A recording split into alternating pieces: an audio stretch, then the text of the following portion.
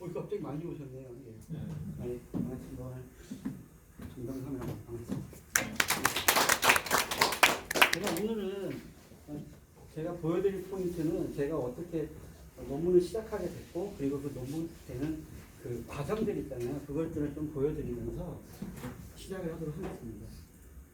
이게 잘된 논문은 아니지만 저는 일단 맨땅에 헤딩 전법으로 일단 교수님한테 이렇게 찾아갔어요. 했는데 교수님이 야 다시 갖고 와. 또 다시 또 똑같은 거에서 조금 면역해서 또 갖고 가서 이게 또 다시 갖고 와 그러더라고요. 그래서 내가 이게 뭐가 문제인가 하고 이렇게 막 그냥 스케치만 한 거예요. 처음에 이런 아이디어를 가지고 논문을 이제 완성을 시키겠다 이거였는데 교수님 봤을 때는 야 선행 연구도 없는데 너 이거 되겠냐? 라는 시작을 했어요. 그래서 제가 선행 연구는 부족하지만 난 이런 형태의 교육생 특성과 이런 어떤 교수법이나 교육 서비스, 교육장이나 이런 만족도를 가지고 한번 대시를 해볼까 이렇게 해서 가설을 이렇게 만들어 갔는데 계속 빠꾸를 먹은 거예요. 이것만 제가 이제 막 사람이 이제 지치잖아요.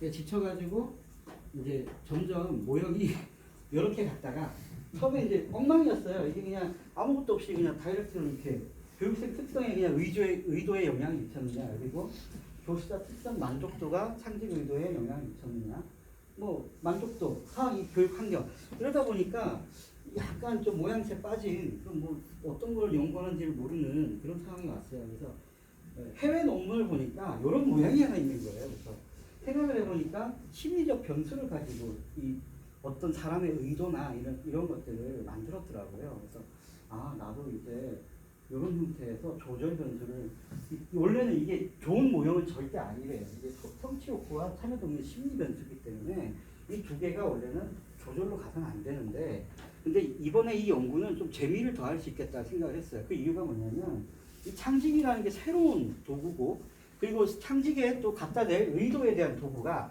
창업입니다. 그래서 이 척도를 가지고 우리가 창직에 어떻게 갖다 댈 것이냐 이런 어떤 탐색적 분석을 우리가 해야 될 그런 숙제를 가졌어요.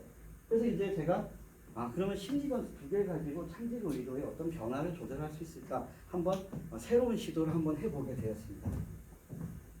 그래서 모형이 이렇게 다듬어졌어요. 아까랑 비슷하지만 뭐 그 내용이 이 내용이에요 사실은. 그래서 이제 통제 변수 들어가고 해서 만들어졌고요. 이 과정에서 이제 저는 이제 이렇게 연구 배경을 설계를 하기 시작했죠. 그래서 설계를 하고 이렇게 모형을 잡아서 교수님께 이런 틀을 만들어서 교수님께 가져갔는데 이게 또 채택이 돼가지고 그럼 이제 가장 중요한 거를 내가 빼먹었네. 그래서 제가 이제 선행 연구의 고찰이라는 걸 만들기 시작합니다. 왜냐하면 내가 왜 연구가 부족한지 알았어요. 선행 연구에서 정리가 안 됐던 거였죠. 그래서 저는 이제 선행 연구를 처음에 정리를 하다가 이제 아이디어를 떠올렸습니다. 이런 식으로 맨 먼저 독립변수인 참여 동기에 의한 선행 연구자들을 쭉 나열해서 여기 계속 이걸 만들기 시작했어요. 설문지는 어떻게 구성되어 있고 분석 방법을 어떻게 했고 그 사람들 연구자들이 했던 행동을 따라가기 시작합니다. 역추적했어요. 그 사람이 연구 결과들을 보기 시작했어요. 그랬더니 책에 있는 내용이 그대로 있는 거예요. 논문 통계책에. 근데 이거를 그대로 갖다 옮겨서 쓰면 되겠다. 이제 이게 판단이 된 거죠. 그래서 일단 선행 연구를 따라하자 해서 모방을 했는데 근데 이것도 실패를 했어요. 이게 너무 많으니까 교수님이 너 나 공부시키니? 그러는 거예요. 그래서 제가 공부를 덜 시키려고 이걸 또 압축을 했어요. 이렇게 압축을 했죠. 딱 4요소입니다. 이게 딱 4요소. 주제 하나, 모형. 그 다음에 변수 조작적 정의. 왜냐하면 설문지를 만들어야 되니까. 그리고 구성 지표. 그 다음에 통제의 설문지 이렇게 딱 해서 이 4요소를 만들어서 이것들을 HW 파일로 쭉 만드니까 선행 연구 자료들이 얘가 인용했던 선행 연구자들이 쭉 따라와요. 꼭 그 무슨 그 트리 구조처럼 따라오기 시작하니까 추적이 돼요. 그럼 이 사람이 보세요. 처음에 이 사람이 했던 건 15개 문항입니다. 근데 이 사람이 얘를 뺏겼어요. 그랬더니 똑같은 참여 동기가 여기 이렇게 존재를 합니다. 근데 얘가 이렇게 해서 만들면서 설문지를 16개로 만들어요. 근데 또 이거를 또 얘가 또 점점 설문지를 줄이기 시작해요 또. 그래서 선행 연구자들이 똑같은 이 어떤 척도를 가지고 연구를 할 때 가장 중요한 게 한 가지가 있었어요. 자기 연구에 맞는 그 척도들을 가져다 쓰고 그 선행 연구들이 그 시사하고자 하는 그런 어떤 틀에서 척도에서 벗어나지 않으면 통계적으로 유의한 결과를 가져올 수 있다. 이거를 이제 판단하기 시작합니다. 그래서 여기 있는 이제 참여동기 갖고 오게 됐고요. 그래서 제일 중요한 게 조작적 정의였어요. 그래서 내가 설문을 만들 때 사람들은 어떻게 생각을 내 설문지에 따라서 이 조작에 따라서 그만큼의 내가 얻고자 하는 데이터를 얻게 하느냐. 여기서 조작적 정의가 가장 중요하다는 걸 제가 깨달았고요. 그래서 논문을 볼 때 제가 파악했던 거는 바로 이런 부분에서 파고든 거. 아까 모형이 하나 있었죠. 그 다음에 조작적 정의, 그죠? 그 다음에 많이 보지도 않았습니다. 설문지하고 여기 보시면 통제 변수 여기까지 보는 거예요. 그래서 그리고 이제 결과물 채택됐냐 안 됐냐 여기까지예요. 근데 이게 어찌 보면은 그 우리 그 앱스트릭스인가요? 맨 초록 초록하고 비슷한 내용들이 여기서 다 딸려오거든요. 그래서 이렇게 추적하는 방법으로 논문 그 선행 연구를 정리하기 시작했습니다. 그래서 우여곡절 끝에 일단 우리 서 교수님께서 굉장히 까다로우셨는데 이게 굉장히 어렵더라고요. 다른 분들 다 여기서 그냥 모델 때문에 이게 모델이 안 되니까 계속 빠꾸 당하니까 논문 시작을 못 하는 거예요. 근데 이런 부분이 저처럼 이렇게 정리를 했을 때 그 또 한 가지 팁을 드리자면 지도 교수님이 썼던 그 레퍼런스가 있어요. 교수님 제자들이 썼던 레퍼런스, 선배들. 그 레퍼런스를 보면 교수님을 공부시킬 필요가 없어요. 그대로 그냥 위넨첸을 만약에 제가 지금 척도 쓴 게 위넨첸입니다. 2009년. 누가 썼냐면 탁경원 박사, 조은주 박사. 그러니까 이게 선배들이 다 이어가는 거예요. 그 위넨첸을 딱 갖다 대니까 바로 통과됩니다. 그래. 이거야. 왜? 교수님 공부할 필요 없잖아요. 내가 알고 있는 거니까. 그래서 논문을 찾아서 이 모형을 만들더라도 지도 교수님의 틀에 맞춰서 선배들의 틀에 맞추면 좀 더 빠르게 접근할 수 있다. 이게 제가 얻은 결과물이고요. 그리고 제가 그 경험으로 좀 이게 빠르게 좀 진행하게 돼서 한 달 보름도 안 걸렸어요. 그래서 진짜 짧은 시간에 논문을 완성시키게 되었습니다.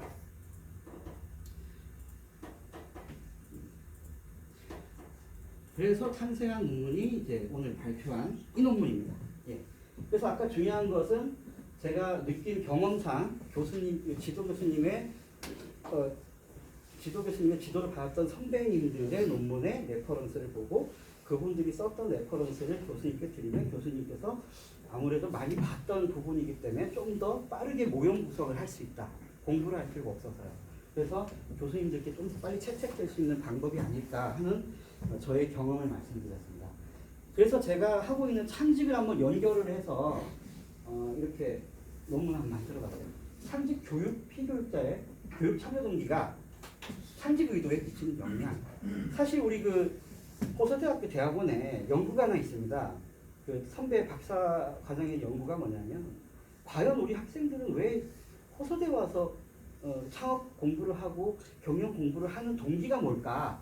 그 연구도 좀 참여했어요.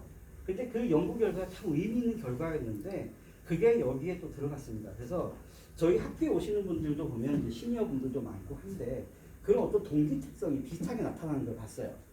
모든 분들이 다 전문가시고 그리고 또 이제 은퇴 제2의 인생 이런 분들도 많이 계시기 때문에 아마 그 창직과도 일맥상통하는 부분이 있지 않았나 그런 생각을 합니다.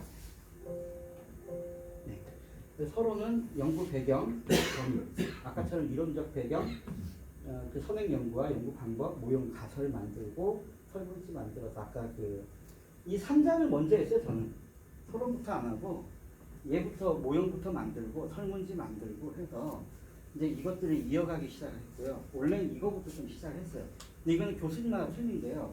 근데 이걸 쓰면서 하시는 분도 있고, 근데 모델이 나와야 이 내용이 구성되기 때문에 여기부터 시작하는 걸로 먼저 잡아보면 좋을 것 같고요. 저는 처음에 이렇게 시작했다가 실패를 해서 이것도 시작해봤는데 안 되고 여기를 해보니까 이게 또 되더라고요. 그래서 여기서부터 시작하는 게 아무래도 지도 교수님들한테 모형 설계에 받을 수 있으면 좋을 것 같습니다. 그 생각이고요. 그래서 창직은 제일 특징적인 게 하나 있어요. 기존의 직업하고 비교를 무조건 해봐야 돼요. 근데 사람들은 프리랜서 아니야? 뭐 자유직도 다 똑같은 창직 아니냐? 근데 저는 이렇게 주장하고 싶습니다. 기존 직업이 아닌 새로운 직업으로 나와서 이 직업을 내가 새로운 직업을 발굴하고 재창조를 해야 된다. 재창조와 저기 창의는 틀리잖아요. 그죠? 창의와 창조의 어떤 그 직업을 실제로 만들어서 실업률을 줄이고 이 사회적 자본의 흐름을 좀 촉진한다는 점에서 좀 경제 순환에 선순환에 기여한다 이렇게 생각을 하고 있는데요. 그래서 창업 같은 경우는 돈이 많이 들잖아요. 이런 돈 많이 드는 거를 뭐 인스타트업 단계도 있겠지만 새로운 그 어떤 그 아이템을 제가 막 발굴을 하고 그거에 대해서 돈을 벌기 위해서는 진짜 막 고군분투를 해야겠지만 창업보다는 그나마 적은 비용으로 시작할 수 있다. 뭐 이런 부분이 좀 장점인 것 같아요. 그래서 창업의 대안으로 보통 미국의 직업은 3만 개고 국내 직업은 11,000개입니다. 그냥 어바웃 때는 11,120개인데요. 근데 사실 미국은 거의 반 이상이 컨설턴트이고요. 그리고 보통 다 시니어들이 전문직 종사자들이고 또 고학력자들이세요. 그런 분들이 은퇴를 하면서 다 전문직으로 나가기 시작을 하는 거죠. 그래서 미국 같은 경우는 창직이란 단어 없이도 창직을 하고 있습니다. 또 3만 개가 넘어가고 있고요. 네. 그래서 이런 사회적 교류도 우리나라에서도 일어나고 있어요. 고용노동부에서 많은 연구를 했고요. 그래서 이런 것들은 사실은 이제 민간 교육기관에서 프로그램을 많이 만들어서 이 프로그램들을 실행했지만 사실은 실패를 많이 했어요. 근데 이제 요즘에 또 인정을 받으니까 대학에서 안동대하고 충남대, 제주대 그리고 한세대 이런 데서는 창직 교과 과정이 생기고 있습니다. 거기 이제 교수진들도 이제 창직 연구자들이 가고 있고요. 거기 또 교수진으로 가고 있어요. 연구한 사람들. 그래서 그 거의 노동부 분들이더라고요. 그래서 저는 이제 이거를 어떻게 좀 창업 쪽에 있는 것도 연구를 하는데 물론 창업 교육이랑 창직 교육이랑 뭐가 다르냐 하시는 분 계실 겁니다. 다릅니다. 왜냐면 창업은요. 내가 어떤 아이템을 가지고 내가 이걸 만들어 갈 수 있지만 창직은 7년이 걸려요. 하나의 직업으로 인정받는데. 그리고 중요한 거는 너 뭐하니? 그러면 너 밥은 먹고 사냐? 그래요. 그 정도로 힘들어요. 그러다 보니까 이 교육생을 대상으로 했을 때 이 사람들이 정말 나아가서 정말 내가 창직으로 성공할 수 있다. 이건 창업이랑은 정말 괴리감이 있다고 봐요. 그래서 심리적 요인을 통해서 이제 성취 욕구를 가지고 우리가 교육 레벨별로 얼마나 성취도에 따라서 이 사람들이 창직을 하고 성공률이 높은지를 한번 보기 시작했어요. 그래서 실제로는 이 심리 변수를 쓴 건 새로운 시도입니다. 네. 좀 재밌는 내용이에요, 사실은. 그래서 이렇게 아까 영향관계 분석하고 조절효과 분석을 하는데 사실 이제 성취 욕구 같은 경우는 조절효과 검증을 할 때 논문이 너무 없어서 아까도 말씀드렸지만 한국고용정보원이라는 노동부 이쪽을 제일 많이 참조를 했고요. 그리고 올해 교육 그 한양대하고 제일 의미 있던 거는 올해 2019년에 창직 논문 4편이 나온 거예요. 그것도 3월 달에. 그리고 6월 달에 한 편 나오고. 그것도 SCI인가 KCI인가요? 거기도 논문이 하나 또 나왔어요. SCI거든요. 거기도 논문이 한 편, 이거 1항이라고 2017년에 나왔는데 그게 좀 보류가 됐더라고요. 논문 심사가. 그래서 이게 이제 앞으로 이 올해부터 논문이 활발하기 시작했다는 거예요. 저는 운이 좋은 거예요. 딱 맞아 떨어졌다는 거죠. 그래서 저는 만 20세 이상의 피교육자를 가지고 카카오톡 밴드에서 설문지를 제가 돌린 거 보셨죠. 그래서 저희 학교도 전에 문성식 이사장님이 교육을 했기 때문에 한 번 더 이분들이 교육을 받았을 때 어떤 동기를 갖고 있나. 사실 뭐 동기라는 건 없었겠죠. 그냥 교육이니까, 특강이니까 들었으니까. 그래서 조사 기간은 총 18일이었고요. 그 208개 중에 5개 제외하고 나머지를 빈도, 탐색, 신뢰도, 변수가 상관관계가 있는지 영향관계를 이제 회귀 분석으로 영향관계를 분석하였습니다. 창직의 개념도 상당히 많은데요. 이 연구자들이 한 말을 저는 이제 좀 정리를 해봤어요. 그래서 사실 그 사람들이 주장하는 바는 이 기술 노동 시장의 환경 변화, 정부 차원의 신산업 조성에 따른 수요에 따라 이 개인의 경력, 적성, 지식, 기술, 재능, 흥미 등을 이런 등의 개인적 역량을 개발하는 것 이게 중요하고요. 두 번째로는 이 본인이 갖고 있는 창의적인 아이디어를 가지고 다양한 산업 분야와 융복합된 새로운 직무와 어떤 직업 가치 이런 것들을 스스로 발굴하는 그런 노력이 필요하다. 해서 선행연구의 논의는 이러한 것들을 해야 되고요. 그래서 제가 이제 정의를 해봤어요. 이걸 토대로 해서 곰곰이 생각해보니까 얘들 시각은 꼭 자기가 바라보고자 하는 어떤 수요자 관점과 산업의 관점으로 나눠서 본 것 같아요.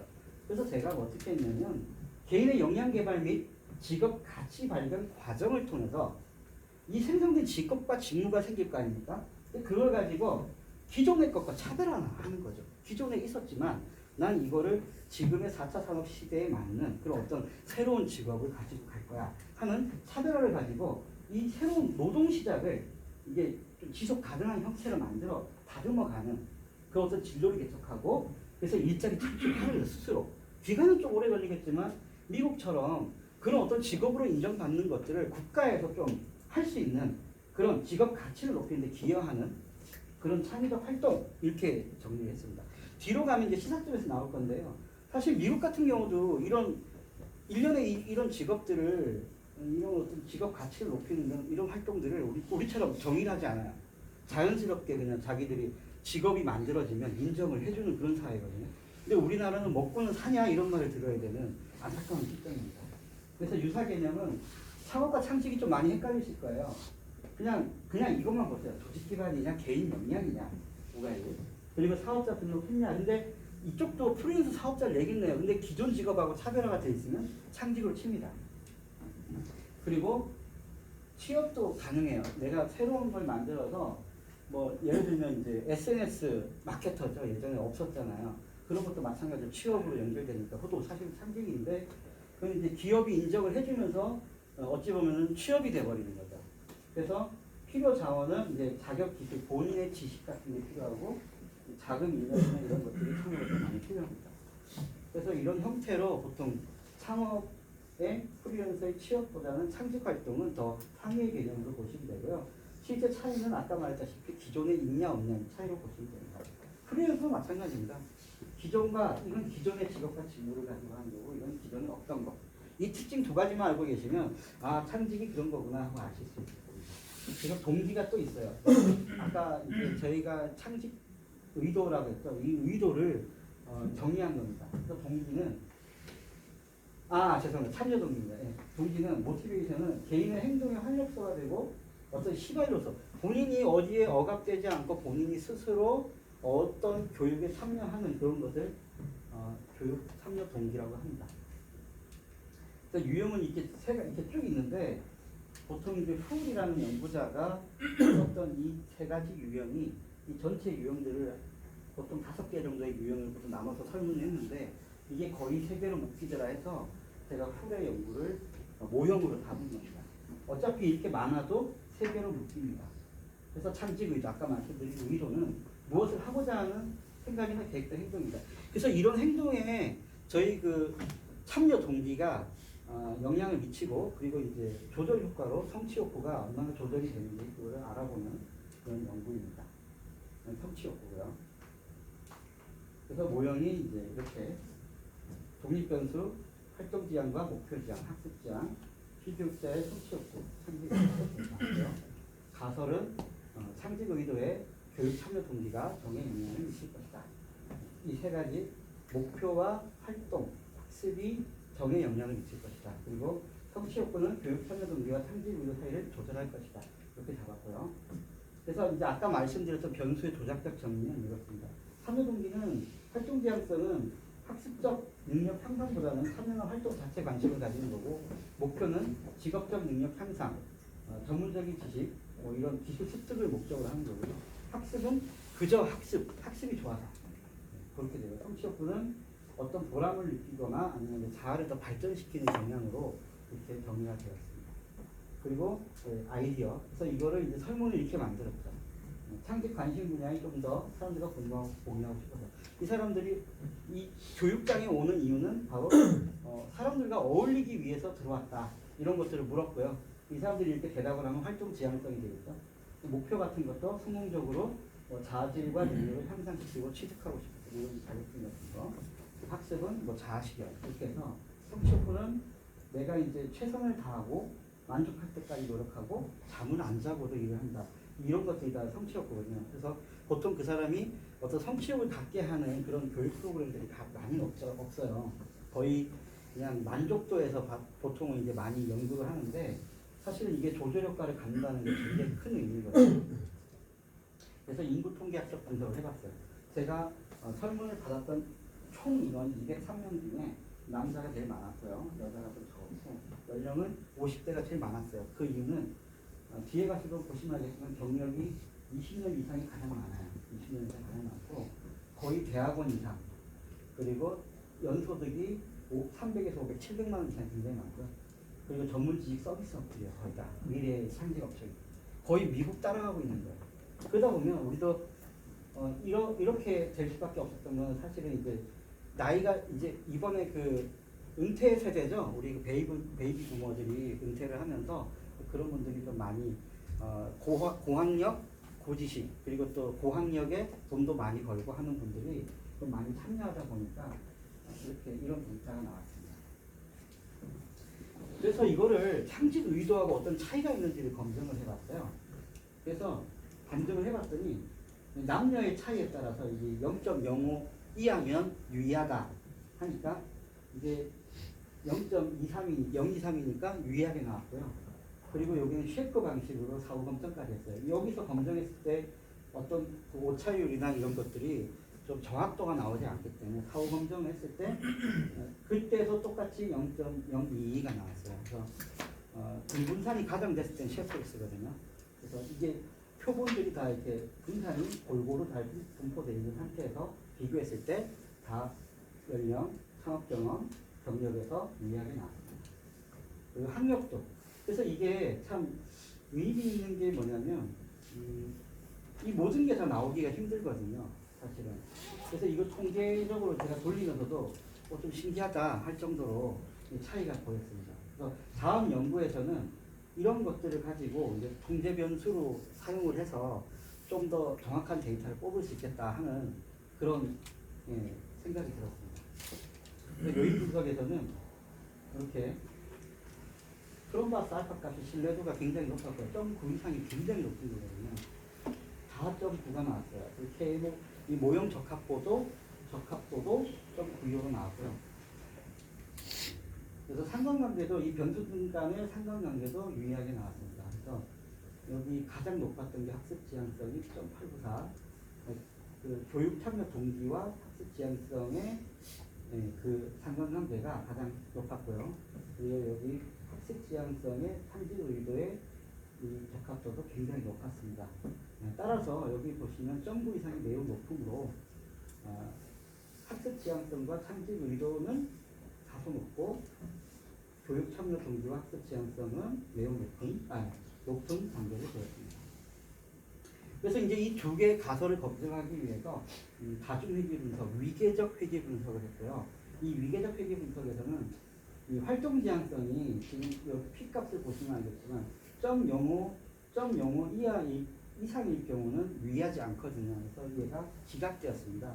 그래서 여기는 0.000, 0.02로 0.05 이하이기 때문에 얘들 이 두 개는 채택이 되었고요. 이거는 기각이 되었습니다. 따라서 활동 지향성은 창직 의도에 정의 영향을 미치지 않는 것으로 나타났습니다. 두 번째로 이 조절 효과인데요. 조절 효과인 경우는 이 R 제곱 변화량을 볼 수 있겠는데요. 이 R 제곱 변화량이 커짐으로써 이 R 제곱 변화량이 0.004 정도의 차이가 생기더라. 그래서 따라서 성취 욕구에서 목표 지향성과 창직 의도 사이에서는 조절을 하더라 이거고요. 그리고 아까 활동 지향성은 앞에서 기각되었기 때문에 통계를 돌리지 않았습니다. 세 번째로 학습 지향성과 창직 의도 사이를 조절하는지 알아봤는데요. 마찬가지로 R제곱이 크게 증가를 함으로써 이건 변화량이거든요. 0.013 정도에 크게 미치지는 않았지만 조절 효과가 있는 것으로 나타났습니다. 그래서 검증 결과로는 아까 두 가지가 기각되었죠. 활동 지향성이 아무래도 창직 의도와는 전혀 관계가 없더라. 그렇게 나왔고요. 제일 중요한 목표와 학습은 아무래도 고학력자들이다 보니까 좀 약간 좀 편향적인 데이터가 나오다 보니까 활동보다는 목표 학습이 높았다. 이렇게 보시면 됩니다. 그래서 연구 결과를 이제 요약을 하면 이 영향관계에서 사실은 이 교육 참여 동기하고 창직 의도가 하는 이 영향관계에 이 조절 효과가 크진 않았지만 사실은 의미 있는 데이터거든요. 그래서 활동 지향성은 유의하지 않았지만 목표와 학습은 베타값이 0.338, 학습 지향성은 베타값이 0.16으로 유의한 정의 영향력에서 가설이 일부 채택되었다. 이렇게 결과를 보시면 되겠습니다. 그래서 연구의 시사점입니다. 이 교육학에서 심리학에서 활발하게 연구되고 있는 심리 변수인 이 두 가지 변수, 이 3변수의 세 가지 변수들은 사실 셋 중에 저희 목표 지향성이 가장 크게 나왔거든요. 이 값보다 0.119보다 크게 나와서 이 학업 성취도 목표, 이걸 레벨별로 나누는 그런 교육이 필요하고요. 지금 레벨 교육이 없어요. 그래서 레벨 교육을 만들어 줘야 되고, 성취 수준의 만족도를 높여서 창작 의도를 좀 높일 수 있다, 이렇게 볼 수 있고요.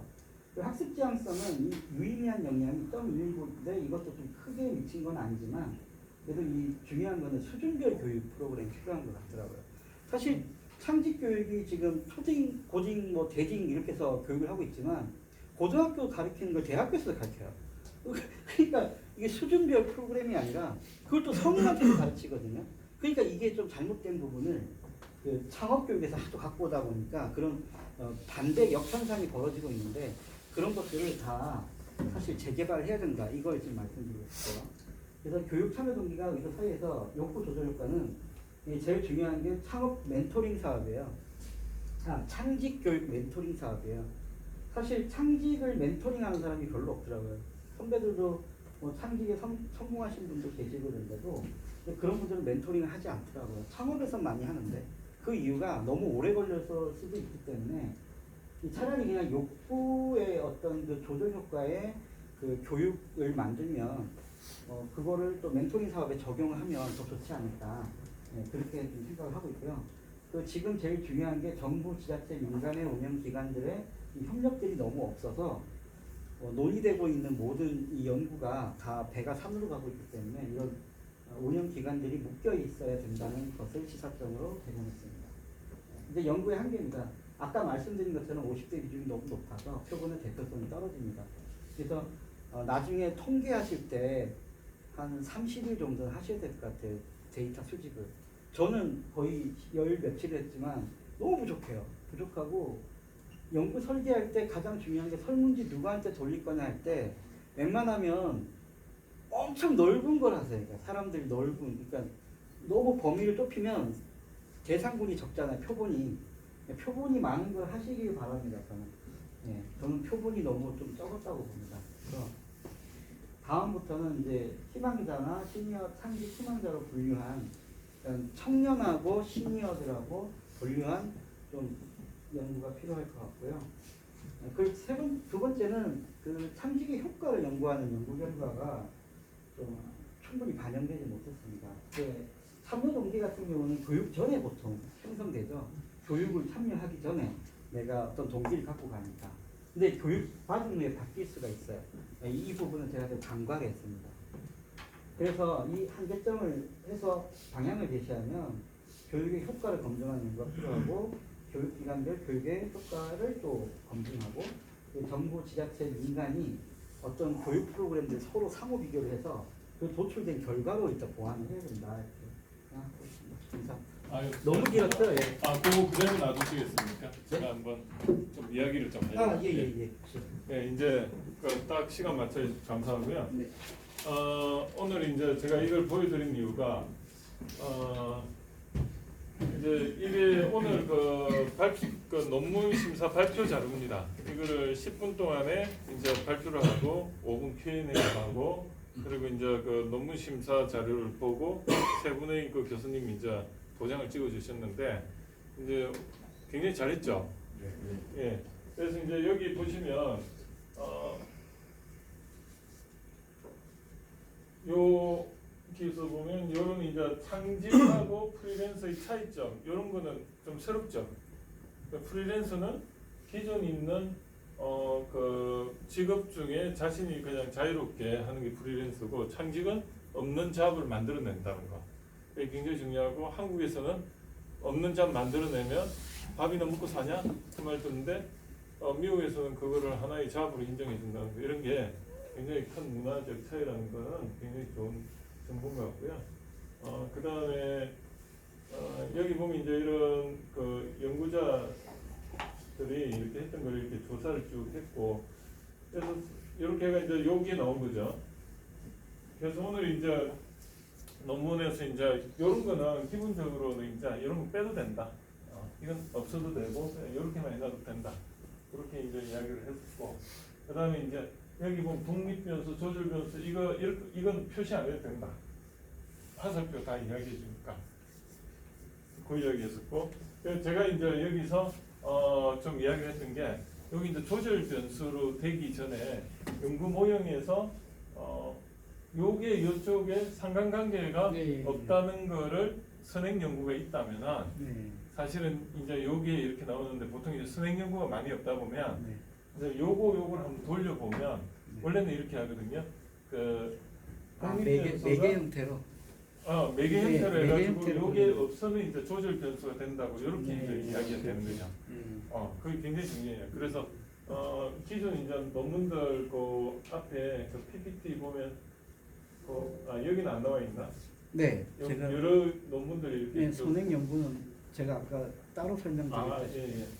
그래서 이제 그런 게 이제 사실은 디펜스가 되려면 저게 왜 조절 변수로 가야 돼요? 했을 때 그냥 그래요가 아니고 아니면 내가 이 분야의 전문가이기 때문에 이 기존 논문들 다 이런 식으로 씁니다. 이렇게 하거나 아니면 나는 도전적으로 한번 해보고 싶습니다 했는데 근데 여기서 정확하게 말하면 화살표가 여기 이렇게 가고 요래 가는데 요게 없기 때문에 요렇게 된다. 그걸 이야기하려면 요 상관관계가 없으면 유의 수준 P 값이 그러니까 그 유의 수준에서 이게 유의하지 않다는 그 상관관계 그거를 네. 증명해 주면 굉장히 좋은 논문이 되는 네. 거죠. 그다음에 이제 요 세 가지 변수가 나온 거는 기존 여러 가지 앞에 그런 네. 어떤 선행 연구를 했더니 교육참 심리적 요인 중에 요것들이 가장 핵심적으로 다 공통적으로 들어갔기 때문에 이거 도출했다 이러면 굉장히 좋은 거죠, 그죠? 그래서 그건 굉장히 디펜스가 엄청 잘 됐어요. 그 다음에 상징 이런 것도 잘 됐고, 그 다음에 이제 가설 검정은 아까 가설 검정을 앞에 넣는다니까 앞에 넣는 게 아니고요. 여기 맞아요. 뭐 연구 모형하고 여기서 독립 변수의 요게 이제 가설이 이제 H1이 여기에 이랬는데 자 조절 변수는 이게 이제 어떻게 연구 모형이 통계 분수 흐름이 되냐면 A가 B에 여기 C 있고 매개 변수가 이렇게 있잖아요. 만약에 그러면 이게 그 연구 모형이 A가 B에 미치는 영향에 대한 연구하고요. 매개 변수 C의 매개 효과를 중심으로 이거나 같은 말이에요. 그죠? 요렇게 항상 써야 돼요. 그러니까 연구 모형이 A가 B에 영향을 미치는데 C의 매개 효과에 대해서 요렇게 하는 게 맞아요. 그래서 요렇게 안 하고 연구 모형은 요렇게 했는데 뭐 그냥 어떤 사람은 그냥 한 줄로 그냥 A는 B에 영향을 미친 C가 뭐 매개 변수이면서 뭐 C 미친 B 미친 이러면요 다 지적받아요. 이게 제일 스탠다드입니다. 오늘 그 5분 전부 그 이렇게 그 5분 전부 다 지적받았죠? 저는 안 받았어요? 조절을 그냥 요대로 했기 때문에 안 받았는데 나머지 4분은 다 이렇게 하라고 다 지적을 받았어요. 그래서 A가 B에 미치는 영향에 대한 연구하고 C의 매개 효과를 중심으로. 근데 이게 다 똑같은데 A가 B에 영향을 미치는데 C가 이렇게 되면 A가 B에 미치는 영향에 대한 연구하고 어떻게 되죠? C의 조절 효과. 조절 효과를 중심. 효과를 중심으로. 요거밖에 없어요. 이거 혹시 복사된 거 있나요? 네. 아, 예. 그래서 요거밖에 없어요. 그러면 이제 그 통계 분석에서 어떻게 되냐면